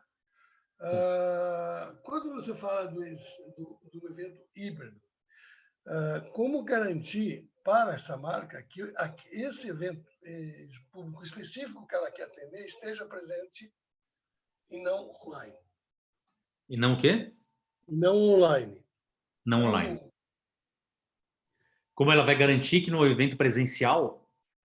Porque não, porque a marca X, ela quer muito se contatar, quer inclusive fazer network, ela quer fazer network com o público X. Sim. Aí a AB faz um evento híbrido. Eu estou falando do evento híbrido. Daí, o que acontece? Uma parte desse público que ela queria fazer network foi lá para o online. E ela perdeu. Como é que você faz para garantir, ou para garantir o máximo possível, de que o público que eu quero esteja no evento e o híbrido, vamos pôr, é o excesso, o híbrido lá no online esteja o excesso. Mas que o meu público, esse é o sonho de todo produtor, né, Sérgio? É o sonho de todo produtor, né? Depois que encheu a casa, o resto pode ficar em casa. Depois que encheu o lugar, todo mundo pode ficar em casa. É o sonho, né? É o sonho. Eu não estou falando de encher, eu quero encher com as pessoas certas. O target certo, isso que é mais difícil. Eu acho que aí vai ser 100% baseado em campanha, né, e atratividade para esse público certo. Então, a gente poderia dizer, provavelmente, falando um pouquinho a linguagem do digital, que a gente vai ter que construir duas personas. Qual é a persona do meu evento físico e qual é a persona do meu evento digital? E aí sim, qual vai ser a minha estratégia de comunicação para o evento físico, minha estratégia de comunicação para o evento virtual? Porque dessa forma eu quero atingir aquela persona. A persona não vai estar nos dois lugares. Ou pode ser que tenha algumas interferências entre algumas coisas em termos comportamentais das duas pessoas. Mas, por exemplo, tem pesquisas qualitativas que você pode perguntar para uma pessoa assim: o que é entretenimento para você? O cara fala: entretenimento para mim? Entretenimento para mim é ir para a praia com a minha família no final de semana. Eu desço para a praia no final de semana com a minha família, todo mundo ali na praia, a gente come, bebe, se diverte, toma um solzinho, fica num hotel ou na casa da minha tia, sei lá. E de lá a gente sobe, é um final de semana incrível. Aí, essa pessoa com a mesma idade, com o mesmo poder socioeconômico, você pergunta para uma outra pessoa e pergunta: o que é entretenimento para você? Entretenimento para mim é ficar em casa. É ficar em casa, assistir um cinema, a gente baixar um filme ali, assistir ao vivo, ter a oportunidade de poder curtir um filme muito bacana, um filme novo que está lançando, e eu estar com toda a minha família junto, a gente come pipoca, tal. Então, não é pela idade, ou seja, pela geração, não é pela classe social, ou seja, pelo poder aquisitivo, é pelo comportamento. Muitas pesquisas qualitativas são feitas baseadas nisso, e eu acredito que então vai ter o público que vai querer ter o presencial de qualquer forma, pode ter o público que vai querer o digital. E isso vai ser uma equalização de construção de persona e de estratégia de comunicação. Acho que deu um probleminha aqui, não? Eu não sei. Está me ouvindo bem agora? E eu estou te ouvindo. Está me ouvindo bem? Eu troquei de equipamento, vê se melhorou. Agora está dando microfonia. Está me ouvindo bem? Eu queria agora que você falasse um pouco, Marcelo, dos seus planos futuros. Quais são o que você está planejando nos próximos, já caminhando para encerrar essa live? O que você está planejando para os próximos? Sérgio, minha empresa hoje é baseada em 3 pilares, né? Um pilar que eu chamo de branding e branding business, que é onde a gente trabalha com os parques, hotéis e resorts. E nesse pilar especificamente, eu acredito que a gente vai ter um crescimento. Eu vou ajudar a trazer marcas que queiram se conectar e participar deste processo de crescimento. Eu acredito muito que a gente vai ter algumas experiências que a gente consegue dividir e que as parcerias de marca só vão ajudar aos empreendimentos a chegar no patamar que eles querem com a maior velocidade possível. Então, eu vou ajudar a trazer grandes marcas que vão ajudar a conectar esses empreendimentos, a trazer atratividade para eles, a tracionar o business, baseado em que eu entendo que os eventos cada vez mais vão trazer pessoas para dentro dos resorts, dos parques, etc. Ou seja, os eventos vão tracionar a volta e eu vou ajudar nesse pilar cada vez mais esses empreendimentos que eu atendo, são os parques, hotéis e resorts do Brasil todo, a conseguir voltar no patamar que eles estão e, no meu caso, levar as marcas que queiram se conectar com isso e fazer conexão de marca e vender produtos e serviços dentro desse empreendimento.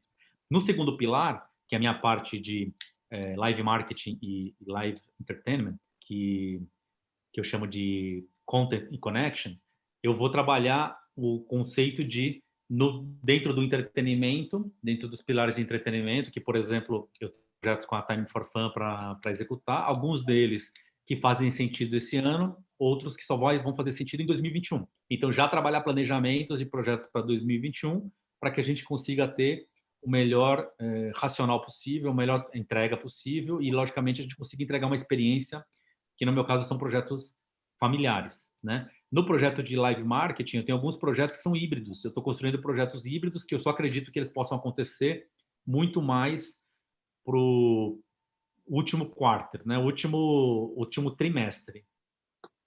Não que eu estou dizendo que eu vou promover eles só nesse período. Eu começo a trabalhar eles antes. Na verdade, já estou trabalhando desde já com vários projetos nesse sentido, para algumas marcas, para a gente criar essa conexão que eu acredito que possam acontecer no último trimestre do ano, né? E projetos especiais e de calendário e tudo mais que eu vou trabalhar nessa área de live marketing e live entertainment. E por último, nessa minha área de educação. Educação que hoje já estou fazendo bastante coisa, inclusive quem estiver aqui me ouvindo, me acompanha lá no meu Instagram, é Marcelo Flores 1, Marcelo Flores 1. Eu tenho feito várias lives, eu tenho colocado vários conteúdos disponíveis para as pessoas. Eu acredito que é super importante a gente ter acesso à informação. Eu leio bastante, me conecto com muitas pessoas e consigo trazer muitas informações de mercado.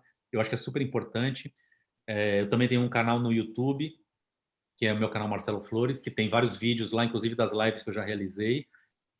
E tenho agora, e além disso, estou desenvolvendo 2 produtos novos, que são produtos digitais, né, que eu pretendo lançar em breve para alguns canais de produção digital de conteúdos educacionais, além dos meus cursos da SPM. Então, na SPM eu vou ter, em julho, um curso de eventos híbridos, que vai ser um curso de evento e planejamento, né, de gestão e planejamento de eventos, que vão ter um espaço para falar de construção de projetos híbridos, que vão acontecer então, na SPM em julho, e depois em setembro, que no caso da SPM a gente já volta, eu tenho um curso chamado Master em Eventos, que são 76 horas de curso e que envolvem, na verdade, 4 cursos dentro. Um chama Gestão de Mega Eventos 4.0, outro Escola de Produtores, Desafios do Show Business, Project Manager e Brand Entertainment na prática. São 4 cursos, 76 horas de curso, que tem essa cadeira chamada Master em Eventos dentro da SPM, que eu vou realizar de setembro a outubro, né?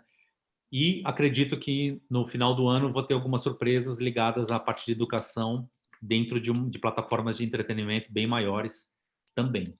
Então, eu estou trabalhando dobrado nesse período agora. Tem gente que fala que está trabalhando triplicado, quadruplicado. Eu fico muito feliz, sinceramente, por muita gente. E tem gente que está falando que não está conseguindo. Eu acredito que precisa dar essa mexida, né? Ouve um pouco os toques, dá essa mexida, tenta se reposicionar, encontrar o melhor caminho, porque a pior coisa é a paralisação. E a gente sabe que, né, o medo traz muito disso. Seja o medo de saúde, seja o problema econômico, ele traz muito disso. E tem uma frase que eu falo muito do Martin Luther King, para a gente encerrar, que eu gosto muito para esse momento, que ele fala o seguinte. Ele fala, se você não puder voar, ande. Se você não puder andar, rasteje. Mas siga em frente. Tem que seguir em frente. Isso é super importante para o nosso mercado e é super importante para todas as ações que a gente puder fazer ainda para esse ano.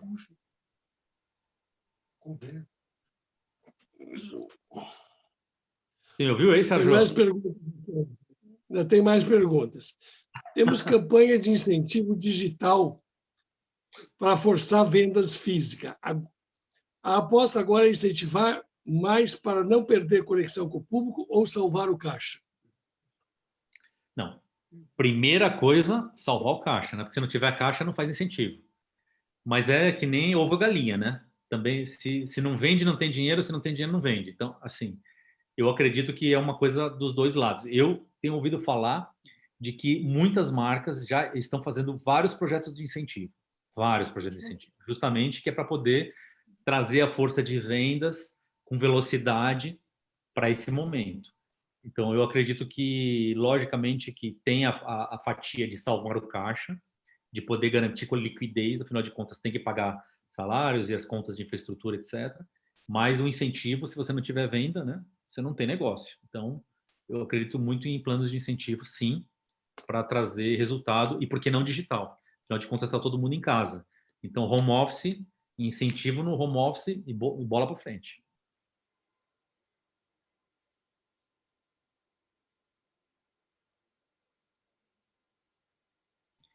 Tá sem áudio, Sérgio. Tá sem áudio. Pronto. Vai. Os fornecedores que estão muito preocupados. Então, eles insistem eles querem muito saber, porque quando fala do híbrido, tudo isso, tá? Os fornecedores foram aqui, acho que talvez são os que mais sofreram, porque não tem seguro, muitos deles não estão registrados como CLT. Produtores individuais, freelancers. Nasce 600 do governo. A pesquisa que a gente está fazendo aqui no ar mostra que, por exemplo, só 12% das empresas conseguiram sacar dinheiro para pagar salário de funcionários, só 25% das empresas conseguiram sacar dinheiro para capital de giro.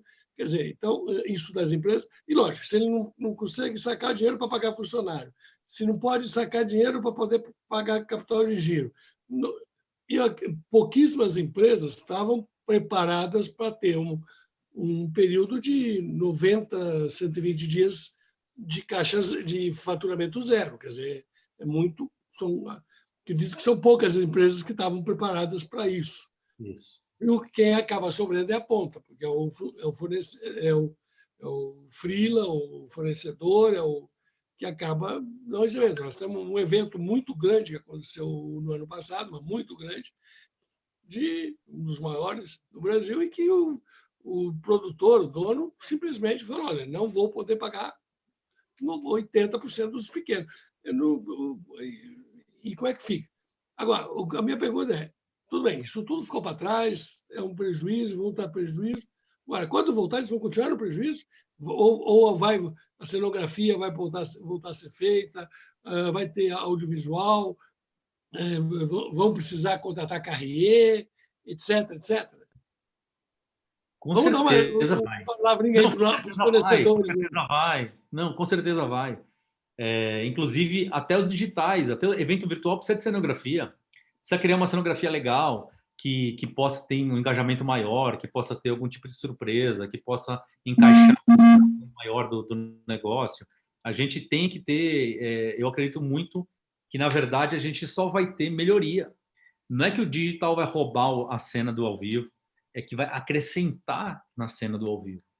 Então, a gente vai ter algumas, provavelmente pode ter mudança, que um evento de 10 mil pode ser que seja um evento de 1.000, mas não porque, o cara vai fazer o evento híbrido, porque provavelmente, por uma questão de regulamentação, questão de sanitária, provavelmente ele não vai autorizar fazer um evento para 10 mil pessoas. Aí a pergunta é, você prefere deixar de fazer o evento ou fazer um evento híbrido para poder atingir a mesma quantidade de pessoas ou mais? Ah, eu prefiro fazer híbrido. Ok, então vai ter a cenografia no evento lá, vai ser uma montagem para menos pessoas e no digital vai o resto das pessoas. O projeto é viabilizado, a marca consegue o dinheiro, os fornecedores conseguem receber. Então, eu acredito que a gente vai encontrar caminhos. O que é importante é as pessoas se conectarem, sério. Assim, eu adoro, acho que é super importante as pessoas aproveitarem nesse momento, que tem muito conteúdo de graça aí. Tem muito conteúdo bom. Você tem muito acesso. Me ajuda muito a abrir a mente, a ajudar a desenvolver coisas, a melhorar a sua performance. E na hora certa de você levar de novo o seu negócio, você fala assim, olha, então, nesse tempo de quarentena, olha só que surpresa eu tenho. Eu tinha o assunto A para te oferecer, agora eu tenho o assunto A, o assunto B e o assunto C. Eu tenho 3 opções para você trabalhar. Esse tipo de coisa vai acontecer. Ah, eu tinha comida 1, agora eu tenho comida 1, eu tenho comida 2 e a comida 3, que inclusive você vai delivery se você quiser. Olha que caixinha legal que eu desenvolvi para você fazer delivery esse projeto. Ah, mas espera aí, eu não vou gastar um dinheiro para fazer caixinha. Agora faz uma caixinha, faz um produto, mostra o que é, faz um 3D disso. A gente está na indústria criativa, gente. Criatividade. Acha uma solução do seu próprio negócio. A Carrier, legal. Meus Carriers, eles trabalhavam sobre hora. Agora, em vez de trabalhar sobre hora, eu posso trabalhar sobre job, eu posso oferecer você por jornada, eu posso, você não quer fechar um negócio comigo semestral, onde eu vou oferecer para você para tantos eventos, em vez e na média você sai ganhando, mas eu também consigo pagar minhas contas. A gente tem que encontrar caminhos e se fortalecer com os stakeholders. Por isso que eu falei da questão no momento de gestão de crise, é construir um gráfico de stakeholders. Porque quem são as pessoas que você precisa? São os fornecedores que trabalham com você direto, são os clientes que trabalham com você direto, são os colaboradores que trabalham diretamente com vocês. Como você vai tratar com isso, né, nesse teu funil, né? E como é que você vai fazer a gestão dessas coisas de uma forma criativa? Eu sempre digo o seguinte, Sérgio, a gente está na melhor indústria para buscar soluções nesse momento. A melhor, porque nós somos a indústria mais criativa que tem no mercado.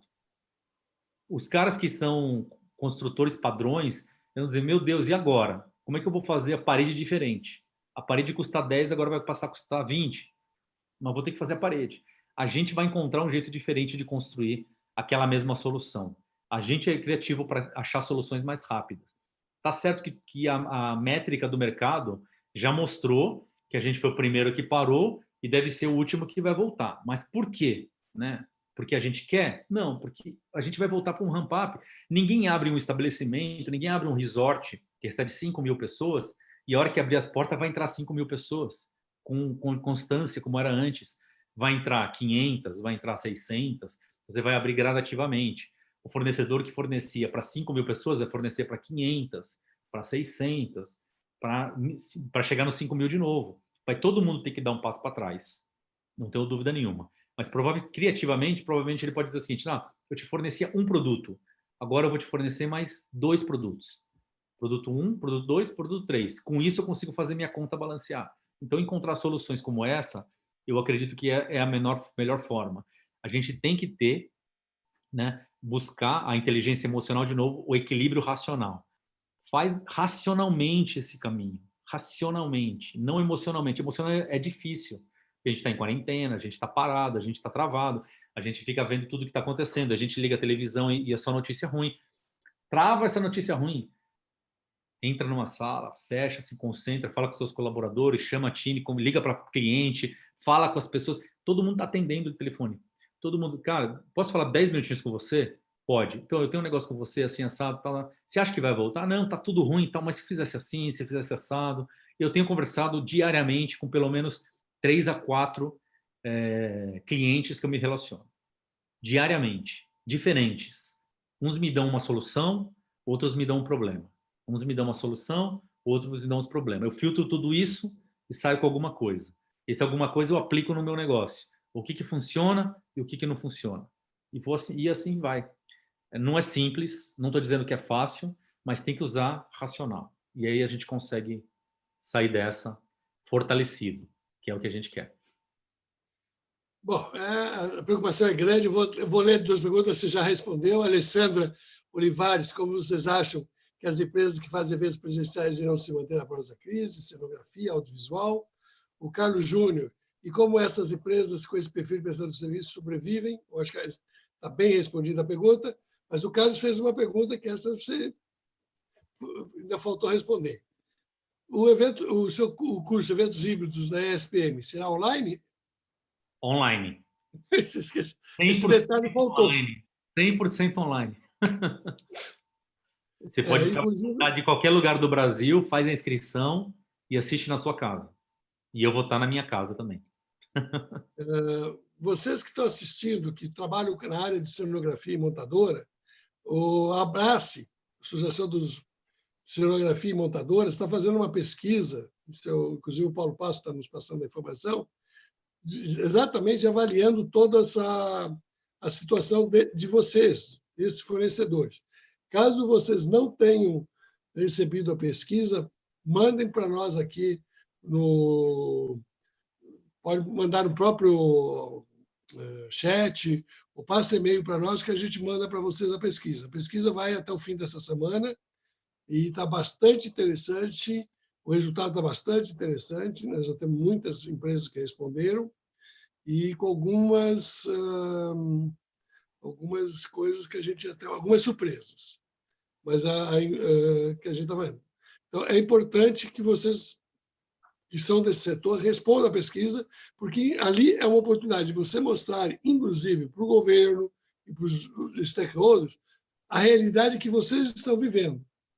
Porque não adianta só a gente aqui na live, é ótimo, a gente está tudo falando, mas vamos pôr isso numa pesquisa, porque essa pesquisa ela passa a direcionar investimento do governo e posicionamento do governo, vai ajudar a Abrace a discutir o seu posicionamento junto ao governo, cobrar soluções.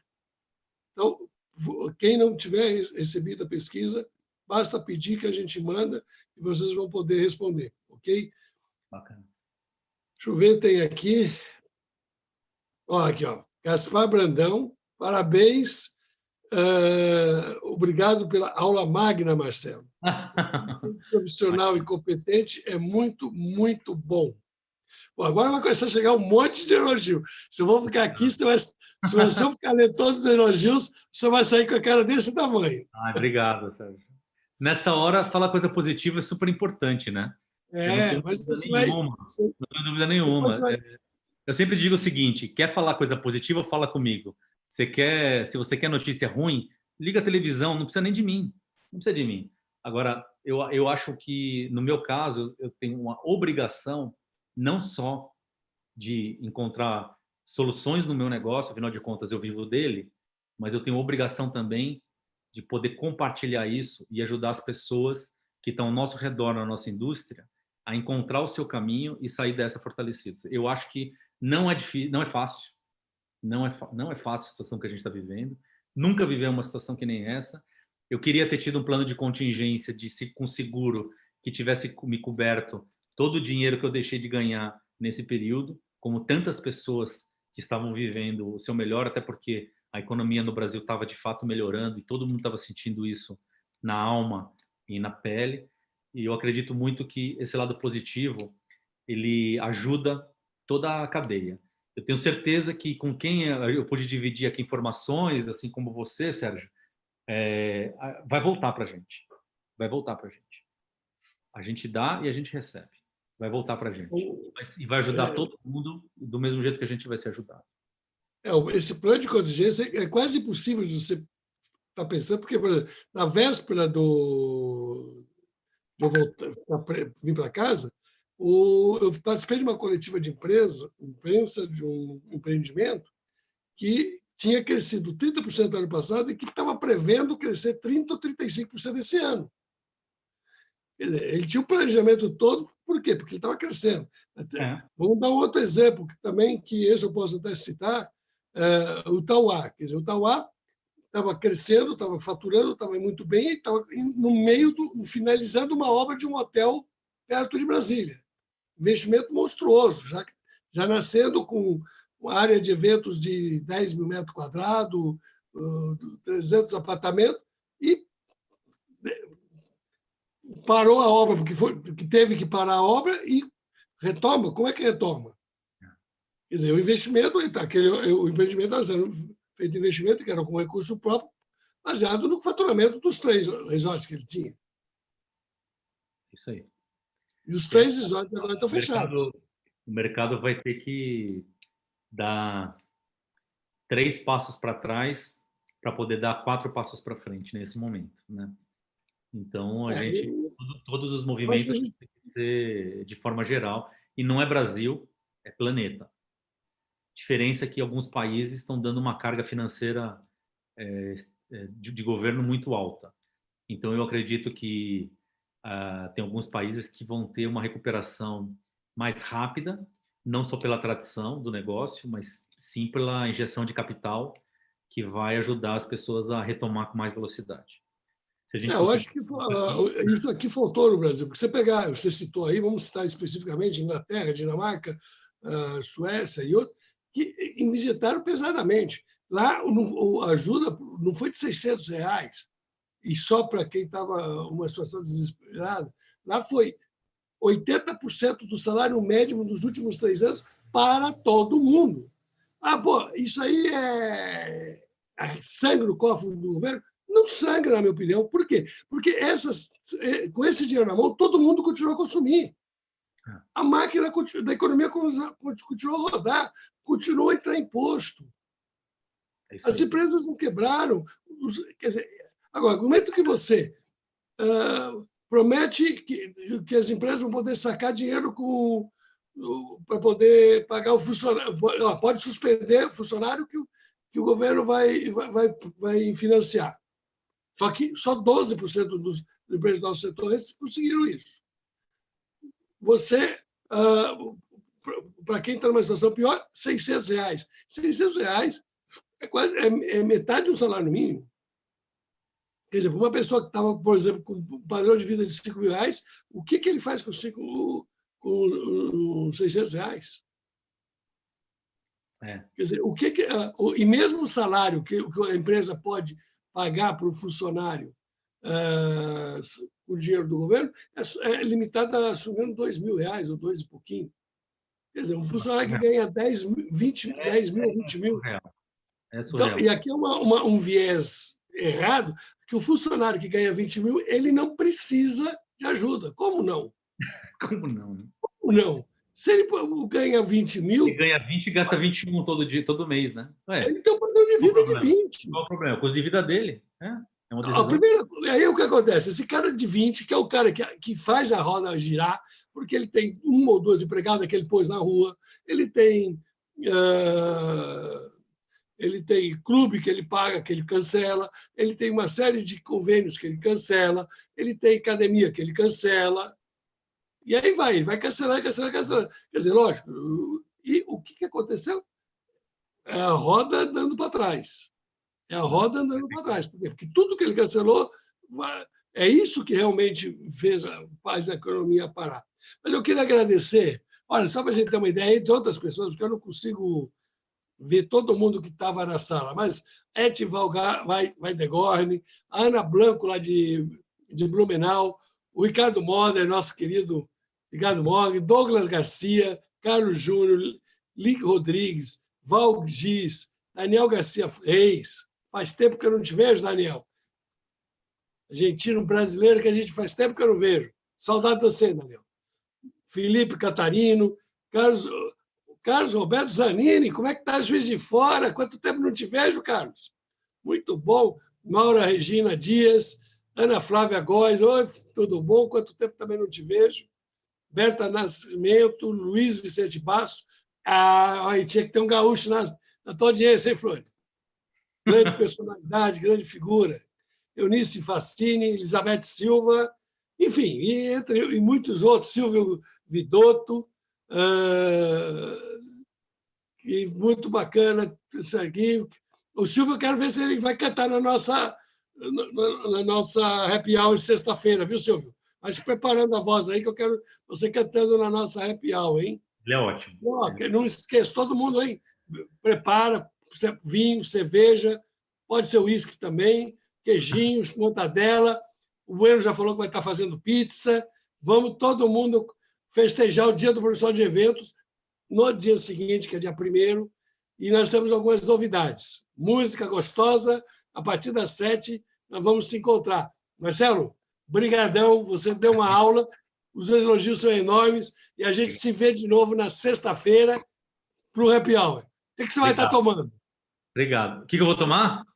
Eu vou tomar cervejinha. Cervejinha? Opa! Então, eu vou estar tomando vinho e vocês todos aí preparem a adega, porque a noite vai ser gostosa e vai ser longa. Opa, a Leila aqui também. Leila está nos assistindo. A Leila que vai ser... E amanhã, uma grande live com a Leila Bueno e o Ricardo. Eles dois estiveram no Euroshop e vão mostrar os segredos da Euroshop para nós. Obrigado, até amanhã. Boa noite para todos. Fiquem em casa, fiquem em segurança. Obrigado.